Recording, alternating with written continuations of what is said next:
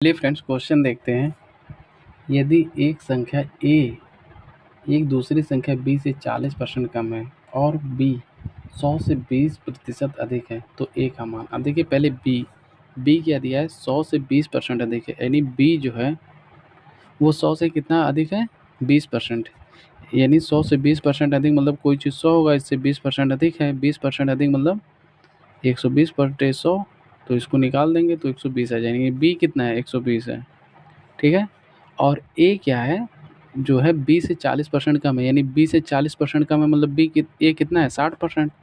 b का 60% होगा, जब इससे 40% कम है तो अपने आप में कोई चीज़ 100% होता है, तो निकाल देंगे 60%। 12 छक 72, यानी a की वैल्यू कितनी होगी, 72, और b की वैल्यू कितनी थी, 120।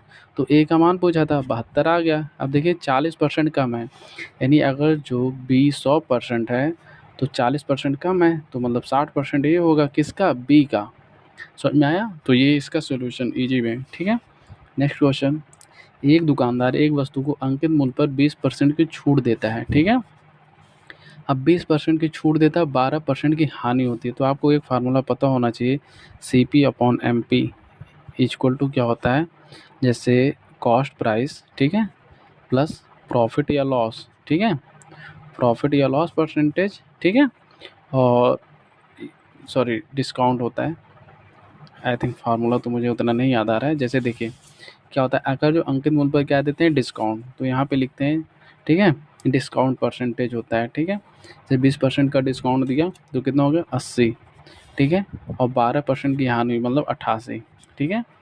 तो ये होता है, यहाँ पे रेशियो क्या बन गया, 8 दाएम 80, 11 ढे 88, यानी अगर जो 11 रुपया MRP होता है, MRP कितना होता है, 11 रुपया, और CP कितना है, 10 रुपया। ये CP होता है, ऊपर वाला CP और नीचे वाला MRP, ठीक है। तो 11 रुपया MRP है, तो इतने की हानि होती है। यदि वस्तु को अंकित मूल्य पर बेचा है, यानी 11 रुपये में ही बेचा जाए तो लाभ प्रतिशत, अब 10 का खरीदा 11 में बेचेगा तो 1 का प्रॉफिट होगा 10 पे, तो कितना हो जाएगा, 10%। क्योंकि ये आपको याद होना चाहिए, 1/10 बराबर 10% होता है, 10% का क्या हो जाएगा, प्रॉफिट, ठीक है।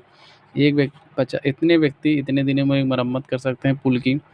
14 व्यक्ति और शामिल हो जाएं तो कितने दिनों में पुल की मरम्मत। अभी टोटल वर्क निकाल लीजिए, देखिए 56 व्यक्ति हैं, काम कितने दिन में करेंगे, 20 दिन में। अब कितने व्यक्ति और आ जाएं, 14 व्यक्ति और आ जाएं, तो 56 पहले थे, 14 और आ गए, कितने हो गए, 70 व्यक्ति कितने दिन में करेंगे। तो M1D1 इसको देखिए, अब इसको काट देंगे, 1 0 से 1 0 कैंसिल, 7 8 56, तो 8 दूनी 16 दिन, बस आंसर हो गया। कैसा लगा सोल्यूशन।